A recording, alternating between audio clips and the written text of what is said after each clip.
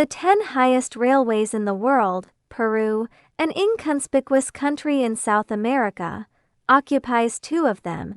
The United States has not entered the top 3.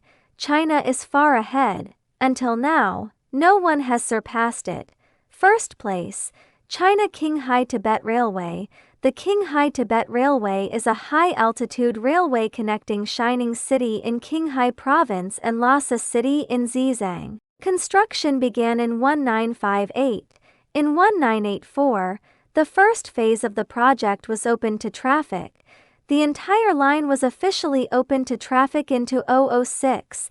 The total length of the Qinghai Tibet Railway exceeds 1956 kilometers. Above an altitude of 5,068 meters, it is the highest altitude railway line in the world. There are a total of 85 stations along the way. The driving speed on the Xining Gulmid section is 160 kilometers per hour. The driving speed on the Gulmid to Lhasa section is 100 kilometers per hour. The railway passes through National Highway 315 on the way to Tanggula Railway Station, at an altitude of 5,068.63 meters. It is the highest railway station in the world. Second place, the Amlatas Potosi Line Railway in Bolivia. The railway has a train station called Condor, at an altitude of 4,786 meters. It is the tallest station in the Western Hemisphere, due to its remote mountainous location. There are very few areas around the station. It will not be widely known. This railway was originally built during the Spanish colonial period, built to transport silver coins from silver coin mints. Because the mint needs silver coins, so they chose the factory site at the foot of Mount Maichan in the Andes Mountains, although this railway has no trace. But in the last century, it provided a large amount of silver for the Spanish Empire. Third place, Peru Central Railway Lima Vencayo County. Using a standard gauge of 1/35 mm, this single-track railway, with a total length of 346 kilometers, it is the highest standard gauge railway in South America, crossing 58 bridges, 69 tunnels and 6 straight road forks. Due to the occupation of Poland by Germany, Russia, and Austria at that time, a Polish railway expert came to Peru. I helped them design this railway. At the highest point on the passenger route, the Galera Peak Tunnel, at an altitude of 4,783 meters, the highest railway station, Galera Station, has an altitude of 4,781 meters. It is the 3rd tallest train station in the Western Hemisphere. Fourth place, the Cusco de Caca Lake Line of Peru's Southern and Southeastern Railways. This is a 1,435 mm standard gauge railway. The total length of the Southern Railway is 854 kilometers. The total length of the Southeast Railway is 134 kilometers. The highest elevation point of the railway is located at a mountain pass at an altitude of 4,480 meters. The highest station has an altitude of 4,313 meters, because there is a very popular tourist attraction nearby, Lake Titicaca. Therefore, there are various services available for the operation of this railway line. For example, the first luxury train in South America, the Andes Explorer. Fifth place, Parker Windpool Rail in the United States. It is a short-distance railway in the western state of Colorado, United States. The railway has only 2 stations, Parkwind Mountain Road Railway Station and Peak Railway Station. The end station of Parkwind Peak is located at an altitude of 4,300 meters. This 14.3-kilometer-long railway was opened in 1890. It is one of the only 3-gauge railways remaining in the United States.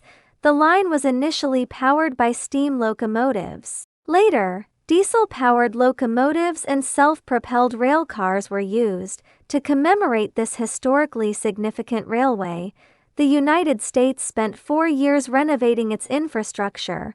The new project will be completed in 2021. Sixth place, the Huaytaquina Railway in Chile and Argentina. This is an old 1,000 mm non-electrified meter gauge railway. The total length is 941 kilometers, opened in 1948, passing through 15% of Chilean roads. The remaining 85% of the road passes through Argentina. The highest point of the railway has an altitude of 4,220 meters. Due to not using gear railways, to avoid steep slopes, there are a total of 29 bridges along the entire railway line, 21 tunnels, 13 elevated bridges, 2 spiral lines and 2 straight self-propelled railways. Therefore, this train is also known as a train heading towards the cloud. It was originally built for economic and social reasons, now mainly used as a tourism heritage railway. Seventh place, China Blue Star High-Speed Rail. It is a high-speed railway connecting Lanzhou, Gansu to Urumqi, Xinjiang. The total length is 1,786 kilometers. The highest point of the railway is the Qilin Mountain No. 2 tunnel located in the Qilin Mountains, at an altitude of 3,607 meters. It is the highest altitude high-speed railway in the world. The construction of the Blue Star High-Speed Railway began in 2009. In 2014, the entire line was opened for operation. There are a total of 22 stations along the way. Using seamless rails without slag, the maximum speed is 250 kilometers per hour.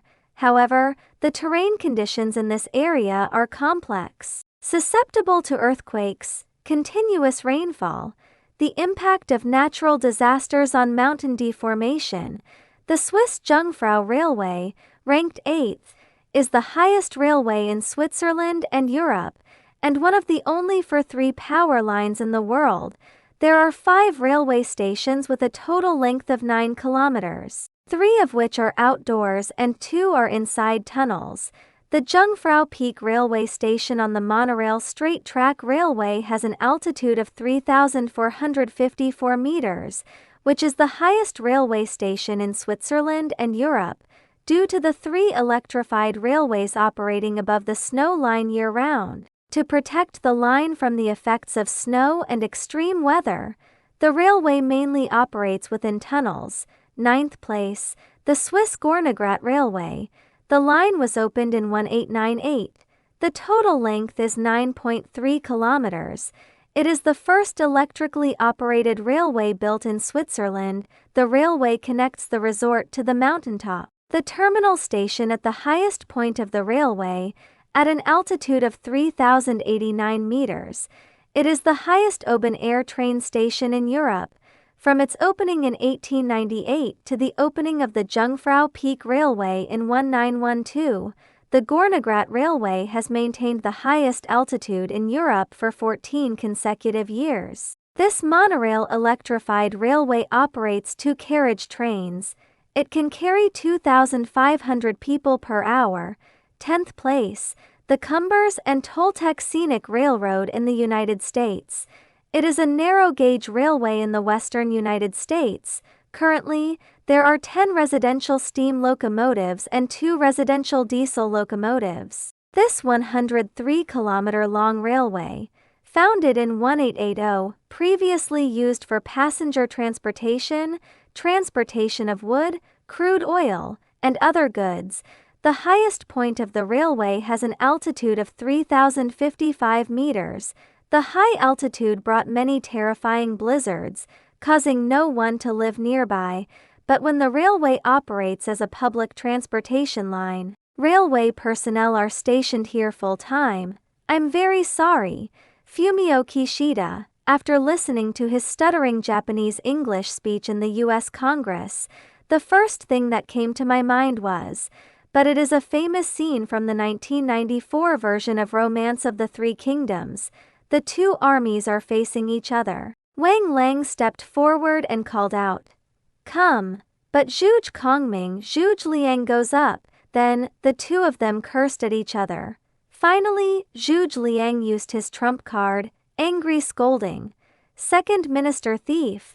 I have never seen such a shameless person before. Wang Lang's chest was filled with anger. Let out a loud shout. Falling off the horse, death. Of course, Kishida, you don't have to worry. 1. The Chinese government will definitely criticize you, but I won't scold you like that. 2. You won't be filled with anger, even less likely to fall off the horse than die. But after listening to his speech in the U.S. Congress on April 11th, an intuitive feeling, it's too much, completely personal opinion, 3 o'clock. Firstly, flattery is too excessive. In the speech, Kishida praised and said, "The world needs leaders like the United States." Then he seemed very emotional and said, "I want to say to those Americans who feel lonely and tired, as a country that almost alone maintains international order, I understand, carrying such hope on one's shoulders is a heavy burden. Yes, the leadership of the United States is indispensable. Japan has stood shoulder to shoulder with the United States. You are not alone. We are with you." Can Kishida speak? But his meaning, it is also very clear. 1. The United States is not easy, almost alone in maintaining international order. 2.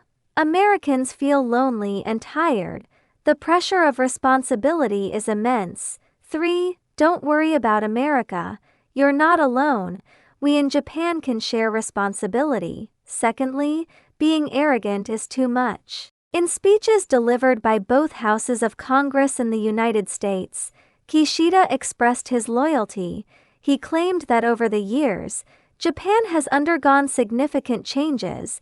We have evolved from a silent ally, recovering from the destruction of World War II, becoming a powerful, a steadfast ally, looking out at the world. Well, Japan has come back. According to Kishida, Japan under his leadership, we have changed our national security strategy.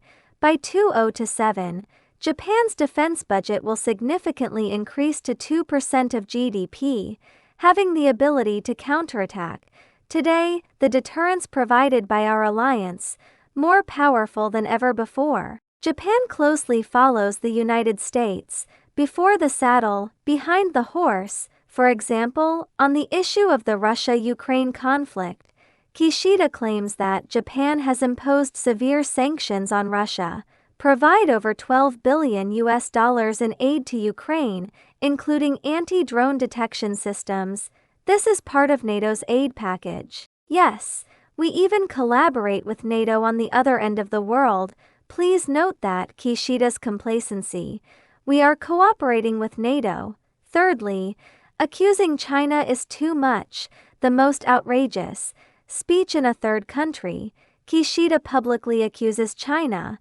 There is a sentence he said, in the vicinity of Japan. China's current foreign stance and military actions, not only for Japan's peace and security, and it poses unprecedented challenges to the peace and stability of the entire international community.